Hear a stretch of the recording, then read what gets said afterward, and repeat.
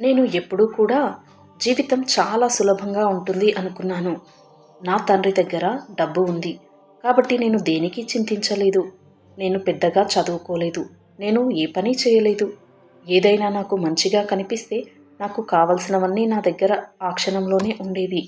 నేను నాన్నను అడిగితే అతడు దానిని నా కోసం కొనేవాడు. నా స్నేహితులు భవిష్యత్తు కోసం ప్లాన్ చేసుకోమని నాకు చెప్పారు. కానీ నేను నవ్వాను. నేనెందుకు పని చెయ్యాలి? ఎందుకు చింతించాలి? నా తండ్రి దగ్గర చాలా డబ్బు ఉంది. అంతే చాలు అనుకున్నాను. ప్రతి ఉదయం ఆలస్యంగా నిద్రలేచేవాడిని. మంచం మీదే అల్పాహారం తినేవాడిని. గంటల తరబడి టీవీ చూసేవాడిని. కొన్నిసార్లు స్నేహితులతో బయటకు వెళ్ళేవాడిని. మేము బెస్ట్ రెస్టారెంట్లలో తినేవాళ్ళము. ఖరీదైన బట్టల్ని ధరించాను. వేగంగా కార్లను నడిపాము. జీవితం సులభంగా సరదాగా ఉండేది. నేను ఎప్పుడూ ఇలానే ఉంటుంది అనుకున్నాను. డబ్బు గురించి ఎప్పుడూ ఆలోచించలేదు. ప్రయాణించాలనుకున్నప్పుడు పని గురించి ఆలోచించలేదు. కొత్త బూట్లు కావాలనిపిస్తే తీసుకున్నాను. కొత్త ఫోన్ కావాలనిపిస్తే కొన్నాను. ఉత్తమమైనదే నా జీవితం. నా తండ్రి ప్రతిదానికి డబ్బులు చెల్లించేవాడు. అతడు ఎంత కష్టపడి పని చేస్తాడో ఎప్పుడూ నేను అడగలేదు. అతడి వ్యాపారం గురించి పట్టించుకోలేదు. నా జీవితాన్ని మాత్రమే నేను ఆస్వాదించాను. ఈ రోజు గురించి మాత్రమే ఆలోచించాను. రేపటి గురించి ఎప్పుడూ కూడా కాదు. ఒకరోజు నా తండ్రి నన్ను పిలిచాడు. అతడు చాలా సీరియస్గా కనిపించాడు. కూర్చో అని అన్నాడు. నేను నవ్వుతూ ఓకే నాన్న అన్నాను. కానీ అతడి ముఖభావం మారలేదు. అతడు జోక్ చేయడం లేదు అని అర్థమైంది. దాంతో నాకు భయంగా అనిపించింది. నాన్న ఎప్పుడూ ఎందుకనో దయగా ఉండేవాడు. నన్ను ఎప్పుడూ కాదనలేదు.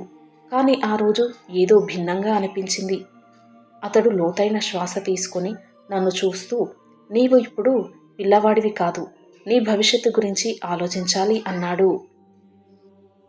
నేను నవ్వుతూ అన్నాను, నాన్న నాకు కావలసినవన్నీ నా దగ్గర ఉన్నాయి అన్నాను. అప్పుడు నాన్న తల ఊపి, నిజమే, నీకు అన్నీ ఉన్నాయి. ఎందుకంటే నేను కష్టపడి పనిచేస్తున్నాను. కానీ జీవితం ఎప్పుడూ సులభంగా ఉండదు. ఒకరోజు పరిస్థితులు మారవచ్చు అన్నాడు. నాకు అప్పుడు అర్థం కాలేదు. అతడు ఏం చెప్తున్నాడో తెలియలేదు. అతడి మానసిక స్థితి సరిగ్గా లేదేమో అనిపించింది. నవ్వుతూ, చింతించకండి నాన్న, ఏమీ మారదు అన్నాను. కానీ నాన్న నవ్వలేదు.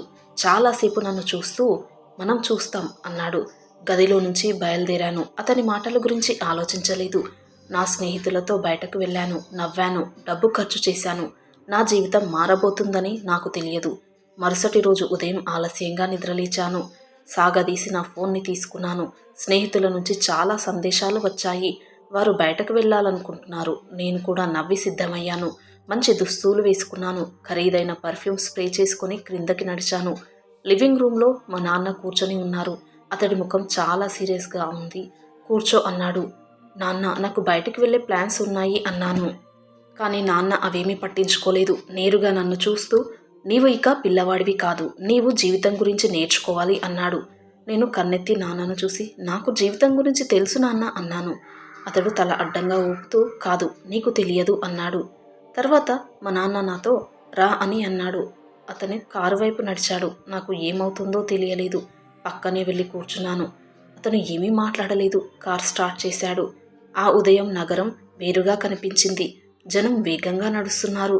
వీధులను శుభ్రం చేస్తున్న కార్మికులు, పక్కన ఫలాలు అమ్మే మనుషులు. నేనింకా ఎప్పుడూ ఈ దృశ్యాలు చూడలేదు. కొంతసేపటి తర్వాత మా నాన్న కారు ఆపాడు. అది నగరంలో నాకు తెలియని ప్రాంతం. పాత బిల్డింగ్స్, మురికి వీధులు, అలసిన జనం. మా నాన్న ఓ ఫలాలు అమ్మే మనిషిని చూపించాడు.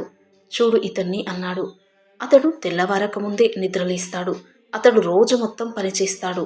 విశ్రాంతి తీసుకోడు. రాత్రికి మాత్రమే తీసుకుంటాడు. ఫ్యామిలీ కోసం కష్టపడుతున్నాడు అన్నాడు. నేనేమీ చెప్పలేదు. ఆపై మా నాన్న ఓ చిన్న షాప్కి తీసుకువెళ్ళాడు. అక్కడ ఒక ముసలావిడ బట్టలు కుడుతోంది. ఈమె 4 దశాబ్దాలుగా పనిచేస్తుంది అన్నాడు. ఆమెకు పెద్దగా డబ్బు లేదు. కానీ ఆమె రోజు మొత్తం కష్టపడుతుంది. ఆమెను చూశాను. అలసిన ముఖం, అయినా ఆగడం లేదు. పని చేస్తూనే ఉంది. నా జీవితంలో ఇలాంటి ప్రజల గురించి ఎప్పుడూ ఆలోచించలేదు. మా నాన్న నన్ను చూస్తూ, ఇప్పుడు అర్థమవుతుందా అన్నాడు. జీవితం అందరికీ సులభం కాదు. కొంతమంది రోజు మొత్తం కష్టపడతారు. కానీ నువ్వు ఒక్కరోజు కూడా పని చేయలేదు అన్నాడు. నాకేం చెప్పాలో తెలియలేదు. తొలిసారి జీవితం చాలా చిన్నగా అనిపించింది నాకు. మళ్ళీ కారులోకి ఎక్కాము. ఈసారి మా నాన్న తన ఆఫీస్ దగ్గర ఆపాడు. నేను వెళ్ళాను, కానీ ఎప్పుడూ ఎక్కువసేపు ఉండలేదు నేను. డబ్బు కావాలంటే మాత్రమే వచ్చేవాడిని. లోపలికి తీసుకెళ్లాడు. కార్యాలయం చాలా బిజీగా ఉంది. ఫోన్లు మోగుతున్నాయి. అందరూ బిజీ బిజీ. తన క్యాబిన్లోకి తీసుకువెళ్ళాడు. నీవు ప్రతిరోజు నేనేం చేస్తానో నీకు తెలుసా అని అడిగాడు. ఇంత విషయం నాకు తెలియదా అని భుజాలెగరవేస్తూ, నువ్వు పని చేస్తావు అన్నాను. అవును అన్నాడు. కానీ ఎంత కష్టంగా పనిచేస్తున్నానో తెలుసా అన్నాడు. నేను నిశ్శబ్దంగా ఉన్నాను. నేను త్వరగా లేచి బిజినెస్ డీళ్లు చూస్తాను, సమస్యలు పరిష్కరిస్తాను, కంపెనీని చూసుకుంటాను. ఇదంతా నీకోసమే. కార్యాలయం చుట్టూ చూశాను నేను. అలసిన ఉద్యోగులు, కొంతమంది రిపోర్ట్స్ రాస్తున్నారు, కొంతమంది కాల్స్ చేస్తున్నారు, కొంతమంది ఒత్తిడిగా ఉన్నారు. నేను ఈ దృశ్యం ఎప్పుడూ చూడలేదు, ఎన్నోసార్లు వచ్చినా కూడా. నాన్న ఇచ్చే డబ్బు మాత్రమే చూశాను. అది ఎలా సంపాదించారో ఎప్పుడూ చూడలేదు. ఏదో కొత్త భావన. అప్పుడే నాన్న ఓ చిన్న నోట్బుక్ ఇచ్చాడు. రేపటి నుండి నువ్వు ఇక్కడ పనిచేస్తావు అన్నాడు. నేను నవ్వాను. నేను పని చెయ్యాలా అడిగాను. కానీ నాన్న నవ్వలేదు. అవును అన్నాడు. క్రింద నుండి ప్రారంభించు, నేర్చుకో అన్నాడు. నాకు నో చెప్పే హక్కు లేదు. రేపటి నుండి నా జీవితం మారబోతుంది. మొదటిసారి నేను పని చేయబోతున్నాను.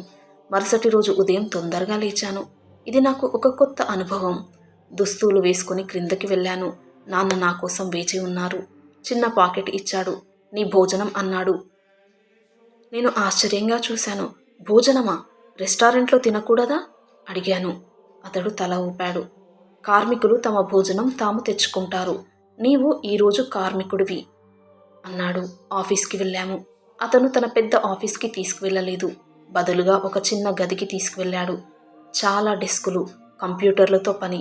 అక్కడ ఒక వ్యక్తి ఉన్నాడు. అతడు గంభీరంగా ఉన్నాడు. నాన్న నాకు పరిచయం చేశాడు. వీరు శ్రీనివాస్ గారు. నీవు వీరి క్రింద పని చేస్తావు అన్నాడు. ఆ తర్వాత నాన్న అక్కడి నుంచి వెళ్ళిపోయాడు. శ్రీనివాస్ గారు నన్ను చూసి రా నాతో పాటు అన్నాడు. వేగంగా నడిచాడు. నేను అతడి వెనక నుండి అనుసరించాను. ఒక చిన్న డెస్క్ ఇచ్చాడు. ఇవి అన్ని పేపర్లు. నెంబర్లలో తప్పులు ఉన్నాయేమో చూసి గుర్తించు అన్నాడు. నేను కూర్చున్నాను. మొదట ఇది సులభంగా అనిపించింది. ఒక గంట తర్వాత తలనొప్పిగా అనిపించింది. నెంబర్లన్నీ ఒకేలా కనిపించసాగాయి. కళ్ళు బరువుగా అవుతున్నాయి. ఆపాలని అనిపించింది, కానీ ఆపలేను. చుట్టూ ఉన్నవారెవరూ ఆగడం లేదు. ఎవ్వరూ మాట్లాడడం లేదు. ఇదే పని. మధ్యాహ్నం అలసిపోయాను. లంచ్ బ్యాగ్ ఓపెన్ చేశాను. చాలా సాధారణమైన భోజనం. రెస్టారెంట్ కాదు. ఖరీదైన డ్రింక్స్ లేవు. నిశ్శబ్దంగా తిన్నాను. చుట్టూ ఉన్నవారు త్వరగా తిన్నారు. మళ్ళీ పని. పెద్దగా విరామం లేదు. జోక్స్ లేవు, నవ్వులు లేవు. నాకు నా పాత జీవితం గుర్తొచ్చింది. కానీ ఇప్పుడు కొత్త భావన, గౌరవం. వీళ్ళు ప్రతిరోజు కష్టపడుతున్నారు. ఇప్పుడు నేను వారిలో ఒకడిని. సాయంత్రం శ్రీనివాస్ గారు వచ్చారు. నా పని చూశారు. తప్పులున్నాయని చెప్పారు. కాబట్టి మళ్ళీ చెయ్యి అన్నాడు. నాకు చాలా కోపంగా అనిపించింది, కానీ ఏమీ అనలేదు. మళ్ళీ మొదలుపెట్టాను. పని పూర్తయ్యేసరికి నేను ఎంతో అలసిపోయాను. కానీ లోపల ఏదో మారింది.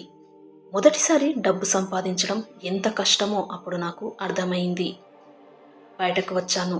నాన్న కార్ దగ్గర ఉన్నాడు. ఎలా ఉంది అడిగాడు.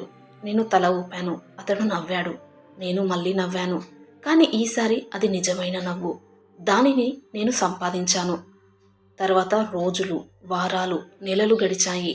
నేను పని చేస్తూనే ఉన్నాను. మొదట్లో శరీరం బాగా నొప్పి పెట్టేది. తర్వాత నైపుణ్యం పెరిగింది. తప్పులు తగ్గాయి. శ్రీనివాస్ గారు అప్పుడప్పుడు గుడ్ జాబ్ అని కూడా అన్నారు నన్ను. అది నాకు ఒక బహుమతిలా అనిపించింది. డబ్బు ఎలా సంపాదించాలో నేర్చుకున్నాను. నాన్న ఎలా పెద్ద నిర్ణయాలు తీసుకుంటారో చూశాను. ఆయనను నేనిప్పుడు కొత్తగా గౌరవించాను. ఒకరోజు నాన్న తన ఆఫీసులోకి పిలిచాడు. నీవు మారిపోయావు అన్నాడు. మొదట నీవు పనికి ఆసక్తి చూపలేదు. ఇప్పుడు నీవు అర్థం చేసుకున్నావు. నేను తల ఊపాను.